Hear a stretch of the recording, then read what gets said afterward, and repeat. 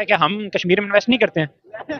ہم بھی تو کشمیر میں انویسٹ کرتے ہیں نا. ہم نے بھی پلوامہ کروایا, ہم نے ممبئی اٹیکس کروایا. میرے گاؤں کا بندہ جو ممبئی اٹیکس میں تھا 26/11 میں, میں اس کے بھائی سے ملا ہوا ہوں, میں نے بائی چانس اسے دیکھا بھی ہوا ہے. وہ بندہ اس چیز میں شامل تھا. وہاں کے اندر آج تک کوئی ڈکٹیٹر نہیں ہے. جب نہرو آیا تھا, نہرو اپنی بک میں لکھتا ہے کہ اس نے پہلے دن آتے ساتھ ہی یہ کیا تھا کہ اس نے فوجی کا کمرہ چھوٹا کر دیا تھا.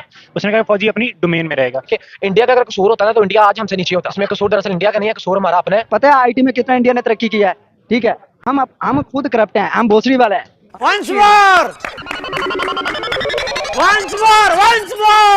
ہم خود کرپٹ ہیں, ہم بھوسڑی والے ہیں, ہم خود کام نہیں کرتے. شروع میں پاکستانی عوام کی جس طرح کہ آپ ہیں مائنڈ میں بات ڈال دی جاتی ہے کہ انڈیا ہمارا دشمن ہے, اور انڈیا کے لوگوں کو یہ بتایا جاتا ہے کہ پاکستان ہمارا دشمن ہے. جین دوستو جیسے رم تو بھائی جو سچائی ہے وشو کو پتا تھا. آج پاکستانی جو یعنی کہ یوا ہیں وہ اپنے منہ سے قبول ہے, کیونکہ بھائی وہ اتنی شرمندگی ان کو فی الحال ہو چکی ہے پاکستان میں, یعنی کہ جو آٹے کے لیے مر رہے ہیں آج وہ سچائی کہنے میں, بھائی اس میں کیا حرج ہے. تو آپ لوگ کیا رہے کمنٹ سیکشن میں رکھے. ویڈیو شروع کرتے ویڈیو کو لائک کریں, چینل کو سبسکرائب کریں. ویڈیو شروع. ہندوازم پہ آ جائے, ہندوازم مسلمانوں کو اگر آپ ڈیوائڈ کرتے ہیں, آپ سمپلی بات یہ لے کے شروع سے لے کے برٹش کا اصول یہ تھا نا, لارڈ ماؤنٹ بیٹن اسے کو قائد اعظم نے اعزازی ڈگری کیوں نہیں دی؟ وہ بھی تو بن سکتا تھا نا ہمارا, جس طرح اس نے انڈیا کے اوپر رول کیا, پاکستان کے اوپر نہیں کیا. بیکاز کہ قائد اعظم چاہتے تھے کہ ہم لوگ اپنا خود سسٹم چلائیں. لیکن میرا اگر آپ پرسنل اوپینین لیتے ہیں تو مجھے لگتا ہے کہ قائد اعظم نے ریولیوشنری پارٹی بنائی تھی, وہ پولیٹیکل پارٹی نہیں تھی جو مسلم لیگ ہے.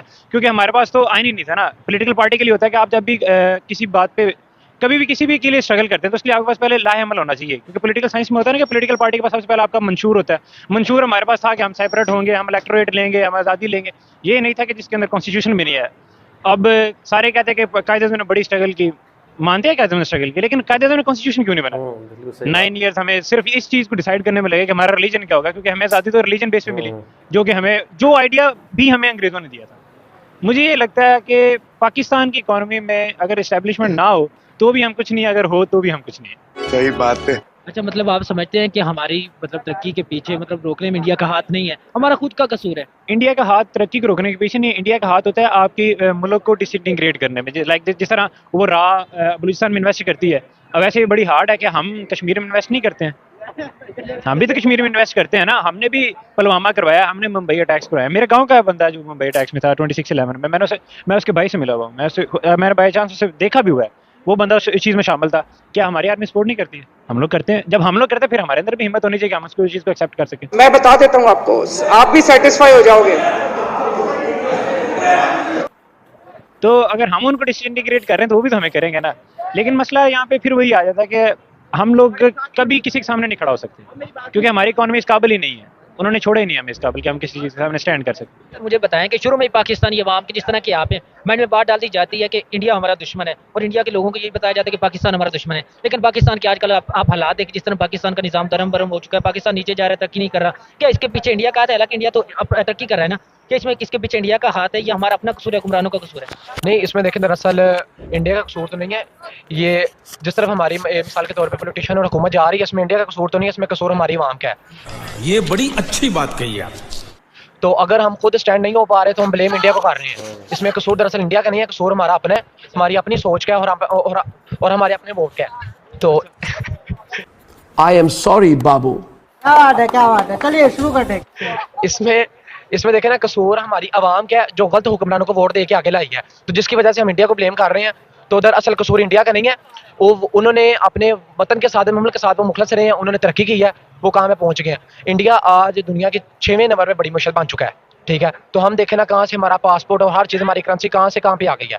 اس کی وجہ یہ ہے کہ ہمارے اندر کا چور, اندر کی بےایمانی جو ہے نا وہ ختم نہیں ہو رہی, جس کی وجہ سے ہم دوسروں کو بلیم کر رہے ہیں کہ انڈیا نے کر دیا, امریکہ نے کر دیا, فلاں کر دیا. اس میں کسی کا بھی دیکھو بھائی قصور نہیں ہے, ہمارا اپنا قصور ہے. ہمیں یہ چاہیے کہ اب جتنے بھی پولیٹیشین ہے اس میں ہمیں خود چاہیے کہ ہم کسی اچھے حکمران کو ووٹ دے کے لائیں.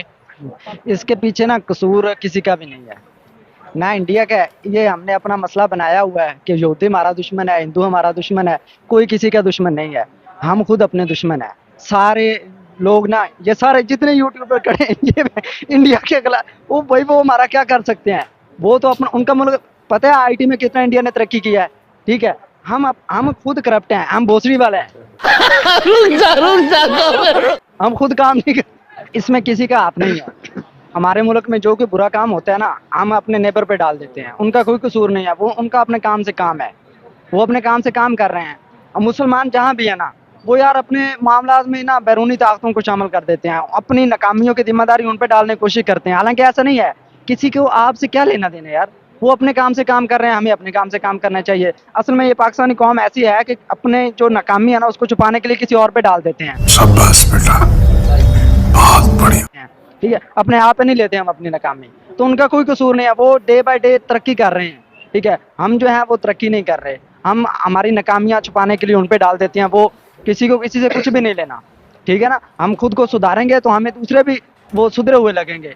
खुद हम नाकाम होंगे, एक मायूस कुन कंट्री के तौर पे होंगे, ठीक है ना, पुअर तरीन हमारी कंडीशन होगी ना, तो फिर हम लोगों को कसूरवार इसका ठहराने की कोशिश करें, जो कि गलत है। मतलब आप समझते हैं कि इंडिया का कसूर नहीं हमारे हुक्मरान, आप क्या समझते हैं हमारे हुक्मरानों का कसूर है? नहीं कसूर यार, कसूर वसूर जो है ना ये एज अ होल है, सब मिलके ही इस मुल्क का जो है ना वो बेड़ा गर्क किया। अवाम भी और सियासतदान सब सब कुछ ही है इसमें सारे। दवाई मिटाई। देखना अब आप हमारे इधर छोटी सी मिसाल देता हूँ मैं आपको। रमज़ान से पहले एक रेडी वाला जो है ना, वो फ्रूट की कीमत वो तकरीबन उसकी मसलन सेब की कीमत लगा लें 150 रुपये किलो था। जैसे ही रमज़ान आया है ना तो उसने 350 रुपये कर दिया है। तो अब इसमें वो रेडी वाला भी कसूरदार है इस मुल्क को गिराने में। जी देखिए, इंडिया जो हमारे साथ आजाद हुआ है, देखिए पाकिस्तान और इंडिया इकट्ठे थे, आगो तो बस डिवाइड हुए, लेकिन वो तरक्की कर रहे हैं। पाकिस्तान जो वो क्यों तरक्की नहीं अभी कर रहा है और इसकी क्या वजह है, और इंडिया क्यों तरक्की कर रहा है? आप क्या समझते हैं कि पाकिस्तान की तरक्की जो है उसको रोकने में इंडिया का हाथ है? ये तो एक नेगेटिविटी होती है ना। ये शुरू से लेके हमें आर्मी ने कहा कि हमारे आर्मी इंडिया हमारे खिलाफ है, और उन्हें समझाया गया कि आपके खिलाफ पाकिस्तान।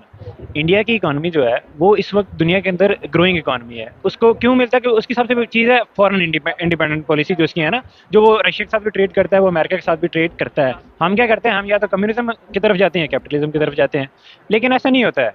डेमोक्रेसी के अगर आप चाहते हैं कि हम उनकी तरह तरक्की करें तो हमें सबसे पहले अपने आप को खुददार करना पड़ेगा। खुददार होने के लिए सबसे पहली बात ये कि हमारे रिसोर्सेज इस काबिल होने चाहिए कि हम उस चीज़ के ऊपर बात करने की अहमियत रखते हैं। अब फॉर एग्जाम्पल इमरान खान ने एब्सोल्युटली नॉट कह दिया, और देखिए ना 1.5 साल के अंदर अमेरिका ने आपकी इकोनॉमी को इतना को श्रिंक कर दिया कि आप उनकी घुटनों पे आ गए। ये बड़ी अच्छी बात कही आप।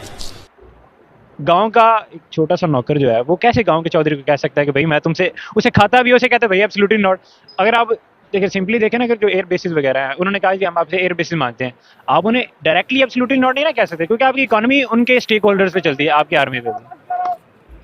तो भाई वीडियो यहीं तक थी। तो जो भाई इस लड़के ने बोला है, बड़ी अच्छी अच्छी बातें बोली है इसने, यानी कि भाई एक आप बोल सकते हैं कि पाकिस्तान की एक पढ़ी लिखी आवाम है।